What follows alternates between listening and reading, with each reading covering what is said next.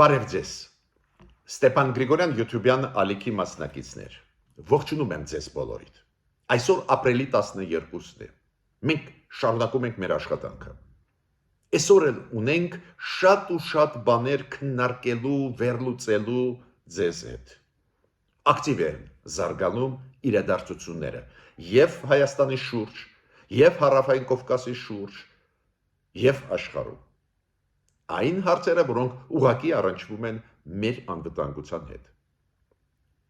Ես այսօր ուզում եմ ձեզ հետ խոսել եւ Մարգարիտա Սիմոնյանի հայտարարությունների հետ կապված ուղղակիորեն հնչեցին սպառնալիքներ Հայաստանի նկատմամբ, այս Կրեմլի հայտնի պրոպագանդիստի կողմից։ Ես կխոսեմ այսօր անպայման մեկ հայտարարության, որը արեց Հայաստանում կա, դուք գիտեք, հանձնաժողով, որը կարգավորում է հանրային մուլտիպլեքսը, տալ հնարավորություն մեր հանրային մուլտիպլեքսով հաղորդումներ տալ։ Ու այնտեղ նախագահան այդ հանձնաժողովի ինչ որ հայտարարություն արեց, ուզում եմ դրան արձագանքել։ Շատ զգայուն հարց է, շատ կարևոր հարց է, այդ հայտարարություններից կարծես թե ստացվում այդպես, որ նույնիսկ բարեկամ երկրների հեռուստաալիքների առանձին ծրագրեր պետք չի հեռարձակել Հայաստանը։ Հանրային մուլտիպլեքսով։ Անպայման ես այսօր ուզում եմ ձեզ ասել սփյուռքայության լուրջ քայլերի մասին, որոնք սփյուռքայությունը անում է։ Անչափ կարևոր տարբեր երկրներում ու մենք բարձր ենք դա գնահատում։ Ես որպես Հայաստանի Հանրապետության քաղաքացի, որպես Հայաստանի Հանրապետության հայտնի փորձագետ։ Կխոսենք պարզ է Տրամփ, Պուտին բանակցությունների մասին, քանի որ իրանց թիմերը հիմա բանակցում են։ Կխոսենք Իրան, Միացյալ Նահանգներ, ստեղել կան զարգացումներ, ու դուք գիտեք այսօր պետք է սկսվեն այդ բանակցությունները Միացյալ Նահանգներ, Իրան։ Ես նաև անդրադառնամ մեկ հարցի, որը մեծ աղմուկ բարձրացրեց նախկին մեր նախագահ Արմեն Սարգսյանի ասացին նախկին Իրանի արտգործնախարար Զարիֆին, պարոն Զարիֆը իր վերջի հեռուստաալիքներից ելույթներից մեկում հեռուստաալիքներում ասեց ինչ ասեց Իրան Արմեն Սարգսյանը, Արմեն Սարգսյանի գրասենյակը արձագանքեց, դրա շուրջ ես մի քանի մտքերով ուզում եմ ձեզ կիսվել, քանի որ դա ուղղակիորեն առնչվում է Ղարաբաղյան շարժման հետ, մեր պատմության հետ։ Նաև կխոսենք մեծ աղմուկի մասին, որը հիմա կա, որ իբր երակողմ հանդիպում կլինի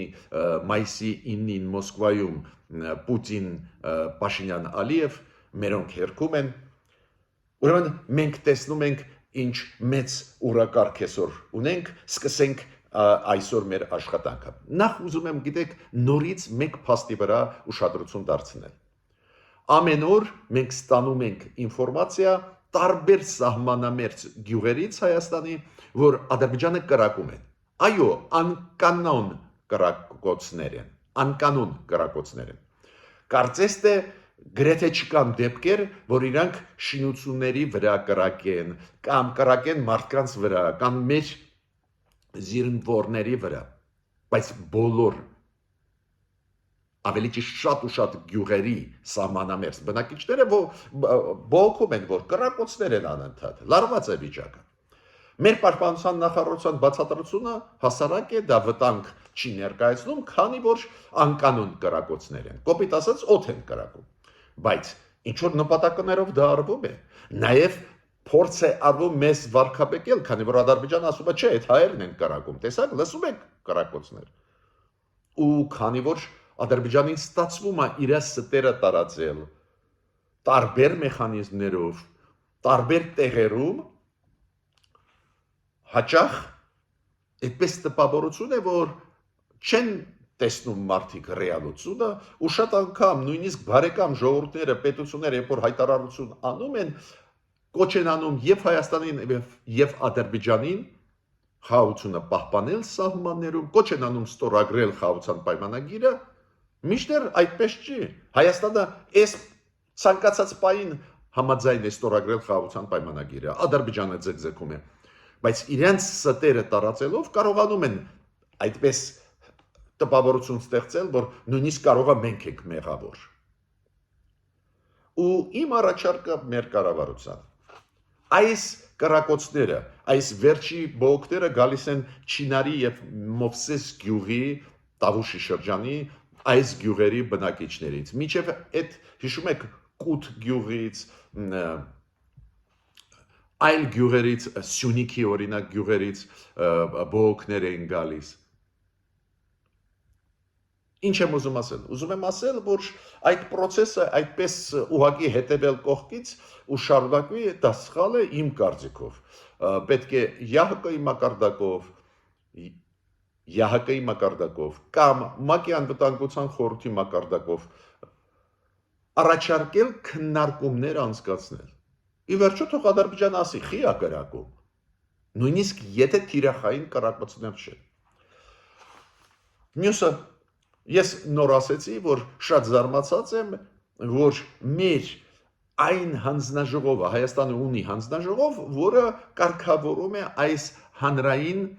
մուլտիպլեքսը, այն հաճախակատությունները, որոնք տրվում են այս կամ այն ծրագրերի տակ։ Ու Տիգրան Հակոբյանը, որը ղեկավար է, այս հանձնաժողովի ելույթ ունեցավ, այս վերջի 2-3 օր առաջ պատմություն է, ու սկսեց ասել, որ արտասահմանյան երկրներին, օրինակ Ֆրանսիային, Իրանին, ովքեր ուզում են ու առաջարկություններ ունեն, որ ինչ որ ծրագրեր մեր հանրային մուլտիպլեքսում հնչեն, Երևան իրենց ծրագրերը։ Ինքը ասում է մենք դեմ ենք, քանի որ դա վտանգ է, որ մենք կդառնանք այն հարթակը, որտեղ որ հաշիվներ են լուծում տարբեր պետություններ։ Նախ ուզում եմ ասել, որ այդ թեզն էլ բավական վիճելի թեզ է, օրինակ Ֆրանսիան կամ Իրանը մեզ համար բարեկամ պետություններ են, բարեկամ ժողովուրդներ են, կարող են լինել տարբեր ծրագրեր, օրինակ Ֆրանսիայից մենք կարող ենք հրավիրել ծրագրեր կապված մշակույթի հետ, այլ ծրագրեր կարող են լինել ու ինչ պրոբլեմ կա, որ Ֆրանսիայի ինֆորմացիոն գործակալությունները նաև տան մեր մուլտիպլեքսով ինֆորմացիան, ես ճիշտ ասած չեմ տեսնում, բայց եթե հավատանք Տիգրան Հակոբյանի տրամաբանությանը, որ ոչ ոք չպետք է լինի, ինչու այդ դեպքում դուք շարունակում եք հեռարձակել մեր հանրային մուլտիպլեքսով ռուսական ծրագրերը, ռուսական հեռուստաալիքների ծրագրերը։ Միգուցե մենք ճիշտ ինֆորմացիա չունենք, բայց ինչքան ես գիտեմ, նվազագույնը 3 գլխավոր հեռուստաալիքներ Ռուսաստանի հեռարձակվում են մեր հանրայինով։ Ուրեմն, այս ինչ ջոկողություն է։ Ուրեմն Ռուսաստանից վտանգ չի գալիս, Ֆրանսիայից գալիս է վտանգ։ Ուրեմն Մակրոնը դաժան պայքար է գնում մեզ պաշտպանելու Ադրբեջանի ագրեսիայից։ Դրա պատճառով Ադրբեջանը, Թուրքիան, Պակիստանը հուշկու հարվածներ են տալիս Ֆրանսիային տարբեր հարթակներում աշխարհի, այդ փաստերը ես կարող եմ բերել ցանկացած պահին։ Իրանք սպառնալիք են մեզ համար, Ռուսաստանը ոչ։ Իմիջիալոց մեր պաշտոնյաներին պատասխանեց Մարգարիտա Սիմոնյանը ուղղակի 3 օր անց։ Այդ քննարկումը եղել է ապրիլի 8-ին, Մարգարիտա Սիմոնյանը ապրիլի 11-ին հայտարարություններով հանդես եկավ, ինչ որ ֆորումում ելույթեր ունենում, Հայաստանի դեմ ուղված բավական կոշտ, վիրավորական հայտարարություններ արեց Հայաստանի նկատմամբ, զգուշացրեց, որ Հայաստանի համար դա կործանում կլինի, եթե փորձեք խաղեր տալ։ Այդ կարելի է, հա, հեռարձակել մեր հեռուստահալիքներով, հա։ Ուրեմն մտածելու բաներ ու անելիքներ շատ ունենք։ Ես պետք է ասեմ, որ իրոք մեծ վտանգ է, երբ որ պաշտոնյաները Ռուսաստանի կամ հայտնի Կրեմլի պրոպագանդիստները մեր դեմ արշավ են տանում, մեծ վտանգ է դա, ու ել ավելի մեծ վտանգ, երբ որ իրանց ասածը հանգիստ հեռարձակվում է Հայաստանում։ Հիմա մի շարք հայկական կազմակերպություններ տարբեր երկրներում ակտիվ աշխատում են, աջակցում են նաև պարլամենտները, Ուրուգվայի պարլամենտում հիմա ընդունվեց հայտարարություն կոչ Ադրբեջանին անհապաղ ազատել բոլոր հայ գերիներին։ Նաև հիմա պատրաստվում է հայտարարություն կապված 110-րդ տարելիցի հայոց ցեղասպանության։ Ստեղ մեծ աշխատանք են կատարում, պարզ է Ուրուգվայի հայերը, նաև պարլամենտի անդամները Ուրուգվայում փոխխոսնակը հայ ազգությամբ, էլի մեկ պատգամավոր կա հայ ազգությամբ, իրանք Ուրուգվայի համայնքը եւ պատգամավորները հայկական արմատներով մեծ աշխատանք են տանում։ Շատ մեծ աշխատանք տանում են նաև կոնգրեսականները, հերթական նախաձեռնություն, հերթական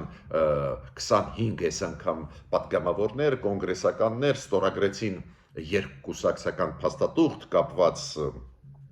Հայաստանի անվտանգության հետ, կապված Ադրբեջանի ագրեսիվ կեցվածքի հետ, կապված այդ գերիների ազատման հետ, չեմ կրկնի, Շվեյցարիայում մեծ process է գնում, մենք խոսացել ենք դրա մասին, ու հայկական կազմակերպությունները Շվեյցարիայի, Բելգիայի, Միացյալ Նահանգների, Ուրուգվայի, Կանադայի մեծ աշխատանք տանում են, մենք գնահատում ենք դա, ես ուզում եմ ասել, ստեղ եւ ավանդական կուսակցությունների կազմակերպությունները եւ նոր ստեղծված ծնված շատ ու շատ ակտիվ կազմակերպությունների սփյուռքայության աշխատում են։ Մենք բարձր ենք դա գնահատում։ Շատ հետաքրքիր սկանդալ է բացվել Ալիևի եւ ԵԽԽՎ-ի միջև։ Դուք գիտեք, Եվրոպական խորհրդարանական վեհաժողովը որոշում ընդունեց նախանցած տարի դադարեցնել Ադրբեջանի պատվիրակության աշխատանքը ԵԽԽՎ-ում, այս տարի չերկարաձգվեց կամ չվերականգնվեց Ադրբեջանի պատվիրակության իրավունքները, Ադրբեջանը չդիմեց, հասկանալով, որ ոչ մի արդյունք չի լինի։ Հիմա Ռուսոպուլոսը ինքը խոսնակն է ԵԽԽՎ-ի, Եվրոխորհրդի պարլամենտական վեհաժողովի խոսնակը մեծ ելույթով հանդես եկավ, դաժանաբար քննադատեց Ադրբեջանը։ Մարդու իրավունքների ոլորտի խախտման հետ կապված, հայերի գերիների պահելու հետ կապված, արցախահայության իրավունքները ոտնահարելու եւ Ադրբեջանի հետ կապված կեցվածքի Ադրբեջանի ներսում մարդու իրավունքների մասսայական ոտնահարման հետ կապված ու Ռուսոպոլոսը արձագանքեց այն, ինչ արեց Ալիևը։ Ալիևը իր ելույթներից մեկում վերջի ասեց, որ Ադրբեջանին պետք չի Եվրոխորհուրդը։ Եվրոխորհուրդը այն կազմակերպությունն է, որ Ադրբեջանին պետք չի։ Ու Ադրբեջանը չի ենթարկվի եվրոպական մարդու իրավունքների դատարանի որոշումներին։ Դուք գիտեք, եվրոպական մարդու իրավունքների դատարանը դա մի մասն է Եվրոխորհրդի այդ ջանքերի մարդու իրավունքները պաշտպանելու, ու եթե դու անդամ ես Եվրոխորհրդի, պարտավոր ես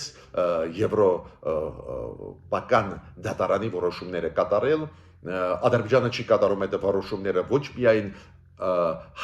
հայերի կոնտեքստով, արցախահայության կոնտեքստով, նաև իրենց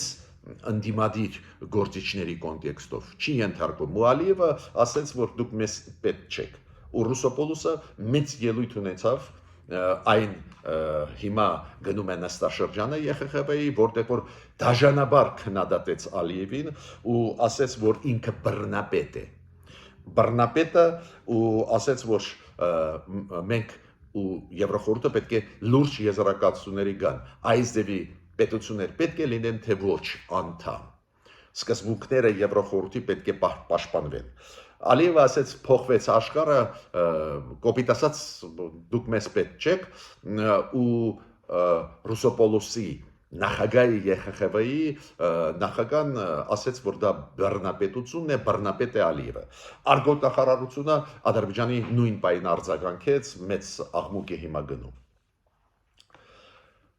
Մենք պետք է սովորենք օգտագործել այս պայերը, քանի որ թույլատումը Ադրբեջանի դիրքերի Եվրոխորհրդում այո, մեզ շատ ձեռնտու է։ Ինչքան իրանք թուլանան իրանք դիրքերը, այդքան շատ հավանական կլինի, որ մեզ այդ խաղաղություն կստորագրեն։ Եթե չթուլանան, ոչ մի բան էլ չի ստորագրի։ Ալիևը։ Հիմա անցնում եմ Թրամփին։ Դուք գիտեք, Թրամփը նորից կոչ արեց Ռուսաստանին, որ սկսի գործել։ Պարզ է, Ռուսաստանը ռմբակոծում է Ուկրաինան, դա անհարգալից վերաբերմունք է Թրամփի նկատմամբ, Թրամփի ռեյտինգը հենց դրա պատճառով իջնում է, քանի որ Թրամփը ասում է, ես կասեմ, Պուտինը կանի, ու Պուտինը չի անում Թրամփի ասածը, խաղաղություն չի ուզում, պատերազմը շարունակվում է։ Հիմա Թրամփը զգուշացնում է, որ վատ կլինի։ Մյուս կողմից գնում են բանակցություններ Միացյալ Նահանգներ Ռուսաստան։ Ու երկու ուղղություն կա։ Մի ուղղությունը դա Ստամբուլի ուղղությունն է, որտեղ որ ռուս եւ ամերիկացի դիվանագետները հանդիպում են, բայց Ստամբուլում իրանք քննարկում են մենակ մեկ բան։ Դիվանագիտական հարաբերությունները շատ ծանր են Միացյալ Նահանգներ Ռուսաստան։ Դիվանագիտական հաստատությունները գրեթե փակվել են եւ այնտեղ եւ այստեղ։ Տեխնիկական պերսոնալը գրեթե 0-ի հասցվեց, միայն դեսպաններն են, ու այդ հայտնի բաներ են։ Հիմա իրանք ուզում են վերականգնել բնականոն աշխատանքը։ Ռուսաստանի դեսպանատան Վաշինգտոնում ու Ամերիկայի դեսպանատանը Մոսկվայում։ Այստեղ է, որ Ստամբուլում գնում է այդ process-ը։ Process-ը կապված Ուկրաինայի հետ հիմա գնում է Սանտ Պետերբուրգում։ Դուք գիտեք, Սանտ Պետերբուրգում երկու խմբերը եւ դիվանագիտական եւ փորձագիտական ռուսական ամերիկյան Սանտ Պետերբուրգում բանակցել են։ Ուիտկոֆը այն բանագնացը Թրամփի, որը նշանակվեց այս հարցերով եւ մերձավոր արևելքի եւ Ուկրաինայի հարցերով, ինքն է հիմա Ուիտկոֆը հայտարարություններով հանդես եկավ, որ այն 4 տարածքները, որ գրավեց Ռուսաստանը, պետք է տալ Ռուսաստանին, ու դա ճանապարհն է խաղաղության։ Պարզ է, որ դա լրջագույն սխալ հայտարարություններ են, դա նաև խփում է Թրամփի հեղինակությանը։ Հիմա ուղղակի մի քանի ժամ առաջ ինքը շտկեց իր ասեց, չէ, մենք բանակցում ենք Ռուսաստանի հետ ոչ թե հանձնելու համար 4 շրջանները Ուկրաինայի, այլ գտնելու ինչ որ համատեղ լուծում։ Այդ Ուիտկոֆը հետո հանդիպեց Պուտինի հետ, 4.5 ժամ տևեց այդ հանդիպումը Պուտինի հետ, ոչ միայն Ռուսաստանի ինքը հանդիպեց պատվիրակության հետ, նաև այդ Ուիտկոֆը հանդիպեց Պուտինի հետ։ Այո, Պուտինը ցույց է տալիս, որ ինքը ավելի ուժեղ ղեկավար է, քան թե Թրամփը։ Այդ բանակցություններով ինքը կարողացավ ներգրավել Միացյալ Նահանգներին այն հարցերին, որոնք Ռուսաստանին ձեռնտու են։ Որն է ձեռնտու Ռուսաստանին, որ շրջափակումից դուրս գա, որ Միացյալ Նահանգները սկսեն աշխատել Ռուսաստանի հետ։ Այդ ձեռնտու է Ռուսաստանին։ Ռուսաստանը չկանգնացնելով պատերազմը, փաստորեն մի քիչ աշխուժանում է աշխարհում, դուրս է գալիս, ու Թրամփը փաստորեն պրոպուտինյան քաղաքականություն է վարում։ Այդպես է ստացվում, քանի որ Բայդենի քաղաքականությունը որն է։ Ռուսաստան, մենք քեզ հետ կաշխատենք, եթե դու դադարեցնես պատերազմը Ուկրաինայի դեմ, եթե դու դուրս բերես քո զորքերը օկուպացված Ուկրաինայի տարածքներից։ Թրամփի քաղաքականությունը նա է, որ արի ռեալություններից ելնենք, այդ 4 շրջանը թողնենք Ռուսաստանին ու խաղաղություն լինի։ Պարզը Պուտինը ասում է այո, բայց չի անում դա էլ։ Ու Թրամփի հեղինակությունը լրջագույնս ընկնում է դրա պատճառով։ Ստացվում է, որ Պուտինը ներգրավեց Թրամփին բանակցությունների մեջ, չկատարելով Թրամփի պահանջը այս պահին դադարեցնել պատերազմը։ Մյուսը Եվրոպան։ Եվրոպան շատ ակտիվ աջակցում է Ուկրաինային, պատկերացնում եք այս մենակ վերջի ժամանակներս որոշումներ ընդունվեցին ընդհանուր աջակցությանը Եվրոմիության կողմից Ուկրաինային հասնող 23 միլիարդ եվրոյի։ То есть այդ ինչ հիմա չի անում Միացյալ Նահանգները կոմպենսացնում են եվրոպացիք։ Եվրոպան ցույց է տալիս, որ իսկական դաշնակիցն է Ուկրաինայի, հետևական աջակցում է։ Ես հիմա չեմ ասում առանձին եվրոպական պետությունների լրջագույն աջակցությունները Ուկրաինային, միայն վերջի ժամանակվա Ֆրանսիայի, Նորվեգիայի, Շվեյցարիայի տարբեր երկրների խոշորագույն աջակցություններ, կես միլիարդ, 1 միլիարդ եվրոյի հասնող զենք զինամթերք, միայն Եվրոմիությունը այս տարվա ընթացքում որոշում ընդունեց 23 միլիարդ եվրոյի աջակցություն տալ։ Իսլանդիան հյուսիսային երկիր է, դուք գիտեք, Իսլանդիան Եվրոմիության անդամ չի։ Շատ լավ երկիր է, գրեթե ամբողջությամբ գտնվում է Անտարկտիկայում, բայց Իսլանդիան ասեց, մենք պետք է անցկացնենք մոտ 2 տարվա մեջ հանրակրվե մտնելու Եվրոմիություն, մտնելու ու դառնալու Եվրոմիության անդամ։ Իրանք Շենգեն գոտու անդամ են, իրանք ազատ առևտրի գոտու անդամ են Եվրոմիության, բայց իրանք ասեն, մենք տեսնում ենք Տրամպի քաղաքականությունը Գրենլանդիայի նկատմամբ այդպես է, որ վտանգավոր է, մենք էլ Արկտիկայում ենք,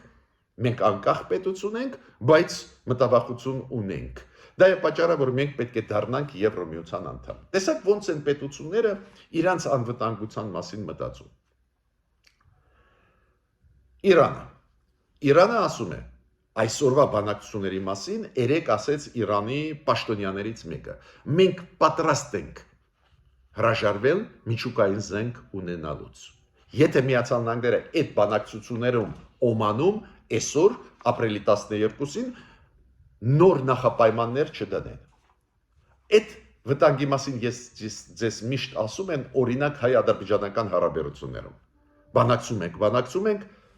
տեքստը համաձայնեցնում ենք, հետո Ալիևը էլի նախապայման դնում է։ Այդ նոր նախապայմանները կկատարես, էլի նոր նախապայման կդնի։ Հիմա Իրանը իր քաղաքականությունը այդպես է վարում, որ նախապայմաններ նոր չլինեն Միացյալ Նահանգներից։ Իրանը ասում է, մենք կստորագրենք պայմանագիր, որի համաձայն մենք կհրաժարվենք միջուկային զենք ունենալ, բայց նոր այլ բաներ չպահանջենք։ Միացյալ Նահանգները այնտեղ Իսրայելի ազդեցության տակ են, Միացյալ Նահանգները ուզում են պահանջել, որ Իրանը Հեզբոլային, Համասին, Հուսիներին չաջակցի, ուզում են մտցնել այդ պայմանագրի մեջ այլ պայմաններ, նաև պարտադրանքներ։ Իրանը ասում է, մենք չենք ենթարկվի դրան։ Հիմա միջև անցնելը անչափ կարևոր հարցերին կապված Անտալիայի ֆորումի հետ, կապված Զարիֆի հայտարարության հետ, նախկին արտգործնախարար Իրանի Զարիֆի հայտարարության հետ, միջև դրան անցնել անչափ զգայուն մեզ համար հարցերին, ես պետք է ասեմ, որ իրոք շատ շնորհակալ եմ, որ դուք ակտիվ եք։ Պարբերաբար եւ շնորհակալություն եմ հայտնում ակտիվ մարդկանց, պարբերաբար շնորհակալություն եմ հայտնում մարդկանց, ովքեր աջակցում են, պարբերաբար շնորհակալություն եմ հայտնում մարդկանց, ովքեր չաթում մեր YouTube-յան ալիքի ակտիվ են։ Այսօր չաթում վերջի ժամանակվա ակտիվ մարդկանց ուզում եմ շնորհակալություն հայտնել, օրինակ Աստղիկ Հարությունյանին, Վանին, Ջոզեփ Պոգոսյանին, Դիմային, Լուսինե Ալեքսանյանին, Լև Կոհենին, Դանեկ Լեմին, Գոհար Դարբինյանին, մեր հայերը շատ հետաքրքիր օրիգինալ մենք հայերս ժողովուրդ ենք, օրիգինալ անուններ են իրանց մոգնում հայերը, Զենք Յանհու, այդպես մեր ակտիվ մասնակցողը YouTube-յան ալիքի իրան ներկայացնում է, կարծես թե ունի, ասենք, վիետնամական կամ ասիական երկրներից հիմքեր, Արտակ Անտոնյան, Մանուշ Կամալյան,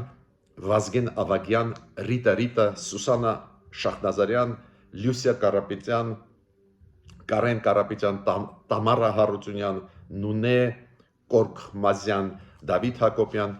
Վար, բոլորիդ շատ շնորհակալ եմ։ Ձեր աշխատանքը ակտիվ չաթով անչափ մեզ օգնում է։ Հիմա ուզում եմ մի քանի խոսք ասել նախկին նախարար Զարիֆի, որը նախարար էր հենց 2020 թվականի պատերազմից անմիջապես հետո Իրանի նախարար, այդ 2020 թվի պատերազմը ծանրագույն մեզ համար արդյունքներ տվեց դժբախտաբար ու Զարիֆին հանդիպել է Երևանում նախկին մեր նախագահ Արմեն Սարգսյանի հետ ու Զարիֆը ելույթ ունեցավ ու ասեց Արմեն Սարգսյանի հետ երբ որ մենք հանդիպել ենք ինքը շատ կարևոր մեսեջ մեզ ուղարկեց որտեղ որ Արմեն Սարգսյանը ասեց այդ Զարիֆի խոսքերն են կրկնում որ 28 տարի մենք ուժեղ ենք Ադրբեջանը թույլ էր մենք գրավեցինք Ղարաբաղը եւ նսեմացուցրեցինք ադրբեջանցիներին ու չենք վարե բանակցություններ ու մենք 28 տարի նսեմացնում էինք ադրբեջանցիներին ու ինքը Զարիֆին ասեց դու փոխանցի Ալիևին որ ինքը այդ սխալը չանի Գիտեք, անկեղծ ասեմ, չեմ հավատում, որ բարի բուն իմաստով այս ձևի բաներ ասվեցին Արմեն Սարգսյանի կողմից։ Ինչու ասեմ, քանի որ ինչքան իրեն ճանաչում են, ինքը զգուշավոր մարդ է։ Չեմ կարծում, որ բարի բուն իմաստով այդպես ինքը ասեց, բայց Զարիֆի մոտ տպավորվեց, որ այս ձևի ասեց Արմեն Սարգսյանը։ Արմեն Սարգսյանի գրասենյակը Երևանյան եթե չեմ սխալվում իր գրասենյակը հայտարարեց որ այս Զարիֆի ասածը դա սխալ ինտերպրետացիան են իր ասածին կոպիտ ասած իր ասածի էությունը հեղաթուրված է լավ հիմա ես այդ թեմայով չեմ ուզում նույնիսկ խորանալ բայց ես մեկ տենդենսի մասին ուզում եմ խոսել գիտեք ես ակտիվ մասնակից էի Ղարաբաղյան շարժման եւ այն դեմոկրատական շարժման որը սկսվեց Հայաստանում 1988 թվից ավելի շուտ նույնիսկ 84 թվից երբ որ կարծես թե Գորբաչովը ուզում էր ազատություններ տալ շատերս մենք հավատացինք ակտիվացանք Հայաստանում ու 1988 թվից երբ որ հայերը Լեռնային Ղարաբաղի բարձրացրեցին այդ հարցը իրավունքների հայերի իրավունքների Արցախում ել ավելի ակտիվ սկսեց զարգանալ դեմոկրատական process-ը Հայաստանում ու միաժամանակ երկու process-ներ էին ժողովրդավարությունը Հայաստանի եւ պաշտպանությունը Արցախահայության իրավունքների ու քանի որ Ադրբեջանը դաժան պատասխան տվեց Սումգայիթով ջարդերով Սումգայիթի Կիրովաբադի Բաքվի ջարդերով գրեթե ամբողջ տարածքում նաև ջարդերով Մարագայի նաև ջարդերով Լեռնային Ղարաբաղում ակնհայտ է որ ժողովրդավարության պայքարը նաև զուգակցվեց Ղարաբաղյան լուրջ շարժման պաշտպանել Արցախահայություն ցավով պետք է ասեմ որ այս ճշմարտությունը հասարակ ճշմարտության մասին շատերը չունեն ինֆորմացիա Հայաստանի նկատի ունեմ քաղաքական էլիտայի եւ նոր սերունդ է գալիս ու շատերը չունեն այդպես հստակ պատկերացում ինչ է կատարվել միջդեռ Հայաստանը արձագանքեց նոր տենդենսների սովետական միության ոնց արեցին Բալտյան երկրները Վրաստանը, Մոլդովան, Ուկրաինա, Հայաստանը գնացին դեպի ժողովրդավարական զարգացում իր թերություններով, ծանր ճանապարհով, բայց գնացին ես եղել եմ պատգամավոր 1990 թվից ընտրվել եմ ու ես հիշում եմ գլխավոր ուղղությունը նա էր որ ազատություններ տալ, այդ որ մենք ունենք 1000 լրատվամիջոց, 100 կուսակցություն, ազատություններ այն ժամանակվանից են գալիս Ուրեմն այդ process-ը եւ դեմոկրատական էր եւ պաշտպանություն Լեռնային Ղարաբաղի ու այո Ադրբեջանը սկսեց պատերազմ 90-ական թվերի իրոք հաղթող դուրս եկավ Լեռնային Ղարաբաղի հայությունը ում աջակցում էր Հայաստանը ակնհայտ է ու ինչն է հետագարկիր Ես այդ առաջի անգամը որ չէ որ լսում եմ որ ինչ որ պաշտոնյաներ, ինչ որ падգամավորներ ասում են այ մենք այս ժամանակ ինչ որ բան գրավել ենք Ադրբեջանից։ Ոչ մի բան մենք չենք գրավել Ադրբեջանից։ ինքնորոշման իրավունքը առաջ էր տանում Արցախահայությունը։ Հայաստանը միայն օգնում են, որ ուղղակիորեն ֆիզիկապես հայերին չոչնչացնեն։ Երբ որ Հայաստանը դադարեց օգնել Արցախահայությանը 2020 թվականի պատերազմի արդյունքներից հետո, ու երբ որ Ռուսաստանը ստանձնեց պարտականություն պաշտպանել հայերին Լեռնային Ղարաբաղի, ուղարկեց Լեռնային Ղարաբաղ ռուս խաղաղապաններ, դրանից հետո Ադրբեջանը հանեց հայերին Արցախից։ Ուրեմն 90-ական թվերի պայքարը պաշտպանել Արցախահայության ճիշտ պայքար էր։ Մենակ Հայաստանը կարող էր պաշտպանել ու մենք պաշտպանեցինք, բայց 2020 թվի ծանր արդյունքներից հետո, երբ որ Հայաստանը ել չէր կարող պաշտպանել Արցախահայությանը, Ռուսաստանը վերցրեց պաշտպանի դերը ու հետո Ռուսաստանը Ադրբեջանի հետ հանձնեց հայերին։ Կոպիտ ասած քշեց Լեռնային Ղարաբաղից։ Միտքս ինչու՞մ է։ Այդ պատմական բաները շատ պարզ են։ Նույն Արմեն Սարգսյանը հնարավորություն ունեցավ դառնալ Հայաստանի Հանրապետության նախագահ հենց այդ ազատությունների շնորհիվ, որ մեզ մոտ նախագահները ընտրվում են, վերընտրվում են, այո, հազար մի խնդրեմ մենք ունենք։ Շատ բաներից դժգոհ ենք ու ճիշտ ենք անում, որ դժգոհ ենք, բայց այն ազատությունները, որ 90-ական թվերին տրվեցին, հենց այդ ազատությունների շնորհիվ Նիկոլ Փաշինյանը եկավ իշխանության։ Ուրեմն նսեմացնել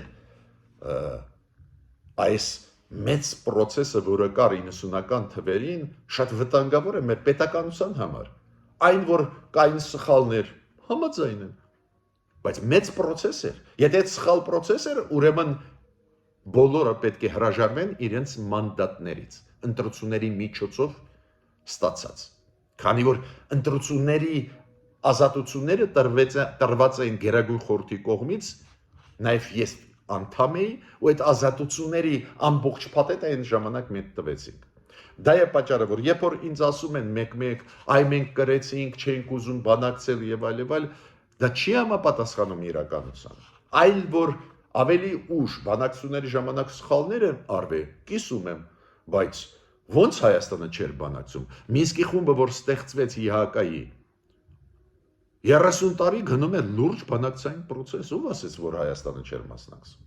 Ու երբ ենք մենք նսեմացրել ադրբեջանցիներին։ Ես դեռ բան չեմ հիշում։ Բանակցում էր Հայաստանը հավասարի հետ։ Ուրեմն ես հիմա չեմ խոսում, որ կարող է Զարիֆը հստակ չփոխանցեց Արմեն Սարգսյանի խոսքերը։ Կարող է, չգիտեմ, բայց ես ուզում եմ ասել, այս ձևի խոսակցություններ ես լսում եմ հաճախ մեր պատգամավորներից։ Անսպասելի, չհիմնավորված Հայաստանը բանակցությունների մասնակցել է։ Այո, մենք այդ 30 տարվա բանակցությունները տարբեր ձևերով կարող ենք գնահատել։ Բայց ինձ շատ մտահոգում է, որ մենք մեր պատմությունը պարբերաբար նսեմացնում ենք։ Խոսքը կոնկրետ անձի մասին չի, խոսքը հիմա պարզ է, ես խոսում եմ ընդհանուր տենդենսի մասին։ Հիմա նորից fake լուրեր իբր Մոսկվայում կարող է հանդիպեն Նիկոլ Փաշինյանը, Պուտինը եւ Ալիևը։ Նու ինքը փաստը, որ Նիկոլ Փաշինյանը կարծես թե համաձայնվեց գնալ մայիսի 9-ին Մոսկվա, վատ փաստ է։ Այդ մեր ռեյտինգը աշխարհում գծում է։ Բայց մերոնք հերքեցին։ Դու գիտեք, պրես քարտուղարը Նիկոլ Փաշինյանի հերքեց ու ասեց, ոչ մի պայմանավորվածություն չկա Մոսկվայում հանդիպել, նայենք ոնց է լինելու։ Հիմա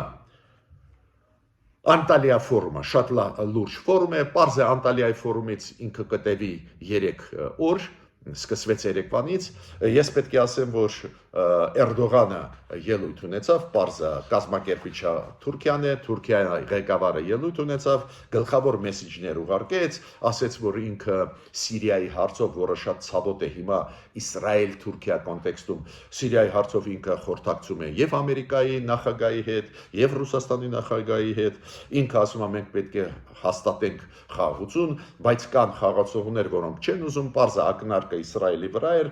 պետք է ասեմ, որ Ադրբեջանը միջնորդ հանդիսացավ ու Բաքվում հանդիպում եղել է Իսրայելի պատվիրակության եւ Թուրքիայի պատվիրակության միջև Բաքուն կարողացավ ստեղ այդ նախաձեռնել այդ, բայց ընդհանուրի չեկան։ Իսրայելը զգուշացրեց, որ եթե Թուրքիան Սիրիայում իր ռազմաբազան դնի, Իսրայելը կհարվածի։ Պարզ է նաև Էրդողանը առաջերտին հանդիպեց իր բարեկամ Ալիևի հետ, խաղաղության մասին խոսացին, այնտեղ իրանք չեն համարձակվում հրետորաբանությունը կոշտ օգտագործել Հայաստանի դեմ, կպատրեն իրանց դեմքերը, Ալիևը ու Էրդողանը մեզ վախացնում են, երբ որ մեզ են ուղարկում մեսիջներ, բայց պատկերացնում եք ֆորումում, որտեղ որ 150 պատվիրակություն տարբեր երկրներից, պարզ է այնտեղ ոչ Ալիևը, ոչ Էրդողանը իրենց դեմքը չեն ուզում պատրել, չեն ուզում վախացնել մեզ ու hard speech այդ ատելության խոսք օգտագործել, այնտեղ իրանք Էրդողանը Ալիևի հետ խոսած խաղաղության մասին տարածաշրջանում Թուրքիայի նախագահ Էրդողանը նաև մեսիջ իր ելույթում ուղարկեց Եվրոմիությանը, որ ինքը ուզում է դառնալ Եվրոմիության լիարժեք անդամ, որ պատրաստ է անվտանգությունը Եվրոպայի ապահովել, հնարավորության դեպքում, եթե Եվրոպան համաձայնվի, ինչու համոզում է Էրդողանը, որ Եվրոպան փակի աչքերը մարդու իրավունքների ոլորտի ոտնահարման process-ի հետ Թուրքիայում ու համաձայնվի, որ Թուրքիան նոր մաքսային ոլորտի պայմանագիր կնքի։ Ես պետք է նաև ասեմ, որ Ալիևը անցկացրեց հանդիպումներ եւ Սիրիայի նոր պրոթուրքական իշխանությունների հետ եւ նոր ասեցի Հյուսիսային Կիպրոսի հետ, ուստեղ մենակ մի հարց ես ունեմ Ալիևին։ Այդ ոնց է հայերը պայքարող Արցախի հայերը պայքարող իրենց ինքնորոշման համար սեպարատիստ են, Հյուսիսային Կիպրոսի սեպարատիստները սեպարատիստներ չեն։ Կլիչը, դու գիտեք, Կլիչը դա հատուկ լիազորություններով դեսպան Թուրքիայի կողմից հայ-թուրքական հարաբերությունների այդ կոնտեքստով Կլիչը ասեց, որ դեր տեղաշարժ չկա հայ-թուրքական, դեր սահմանը չի բացվելու, բայց ասեց հեռանկարներ կան, նաև ինքը ասեց, երբ որ հարցրեցին այ Ադրբեջանը պահանջում է սահմանադրությունը փոխել, ինքը ասեց, այդ սահմանադրությունը Հայաստանի կառավարությունը ուզում է փոխել, այդ Հայաստանի ներքին գործն է, դե ինքը փորձառու դիվանագետ է, պարզը ինքը չուզեց ստեղ կրկնել, ինչ ասում է Իլխամ Ալիևը, այսօր պլանավորում է հանդիպում Ֆիդան Միրզոյան Թուրքիայում, ուրեմն ես ներկայացրեցի ձեզ այս զարգացումները աշխարհով մեկ, պետք է հետևենք, ամեն մի երկիր առաջ է տանում իր շահերը, իր հետաքրքրությունները, մենք էլ առաջ պետք է տանենք մեր շահերը, մեր հետաքրքրությունները, բայց իմ միտքը կրկնում եմ, նույն միտքը միշտ կրկնում եմ, այո ճիշտ ենք անում, որ բանակցում ենք Ադրբեջանի հետ, այո ճիշտ ենք անում, որ փորձում ենք բացել սահմանը Թուրքիայի հետ, համոզել Թուրքիային, որ բացի սահմանը, փորձում ենք Թուրքիայի հետ կառուցել ինչ-որ հարաբերություններ, միանշանակ դա ճիշտ է, բայց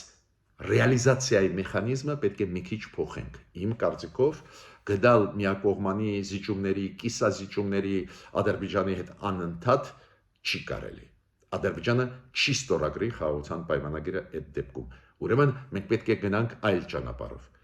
մի կողմից բանակցություններ, մյուս կողմից թույլ կողմերը շոշափելով Ադրբեջանի, այդ թույլ կողմերի վրա ճնշելով, որ դա լինի ստիմուլ Ալիևի համար ստորագրել խաղաղության պայմանագիրը, միջ նոր հանդիպումներ